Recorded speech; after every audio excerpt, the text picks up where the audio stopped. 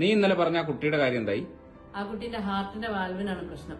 സർജറിക്ക് നല്ലൊരു എമൗണ്ട് ആവും. അവരാണെങ്കിൽ പാവപ്പെട്ട ഒരു ഫാമിലിയുമാണ്. അപ്പൊ നീ അറിഞ്ഞില്ലേ, യൂസുഫ് അലി പ്രവാസ ജീവിതത്തിന്റെ 50 വർഷങ്ങൾ പിന്നിട്ടു.